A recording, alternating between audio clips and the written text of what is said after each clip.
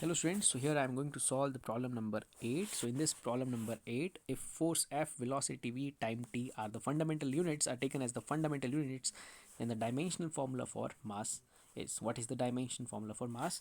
तो हमसे पूछा गया है in terms of F, V and T. So here we just apply the principle of homogeneity. हम principle of होमोजिनिटी का इस्तेमाल करेंगे और मास का डायमेंशन फार्मूला ड्राइव कर लेंगे. तो होमोजिनिटी प्रिंसिपल कुछ इस तरह से है. In the left hand side we just write like mass is proportional to, यहाँ पर हमें in terms of velocity formula निकालने को कहा गया है. So mass is proportional to force. We just write here as force.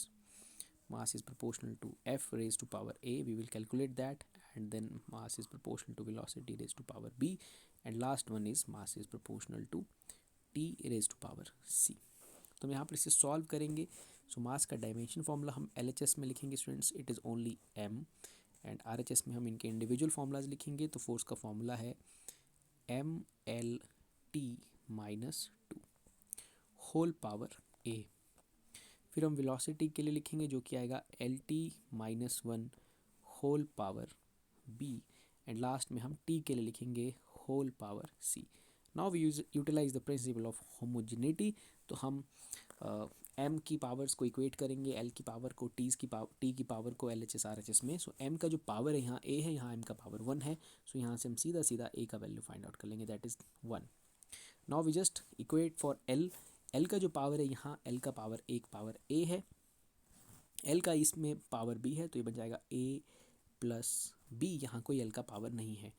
Left hand side में L का कोई पावर L है ही नहीं. So it is like we just write this for like 0 A plus B is equal to 0.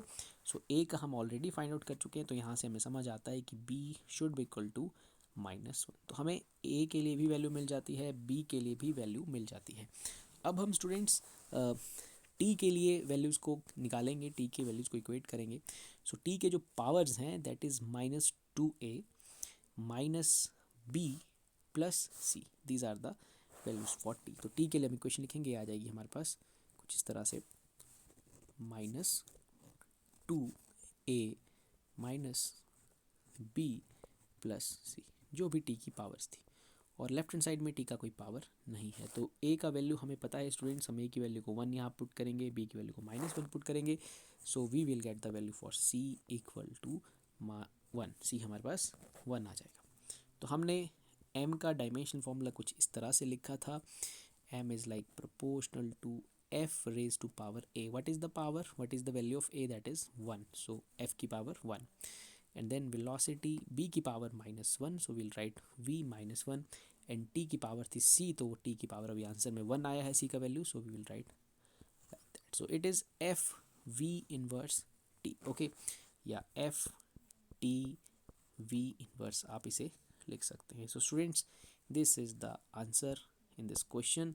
So this is our option number F V inverse T. So option number D is the correct answer in this case. I hope आपको ये समझ आया होगा. हमने यहाँ पर homogeneity का इस्तेमाल किया है और इसको कैलकुलेट किया है. Thank you very much.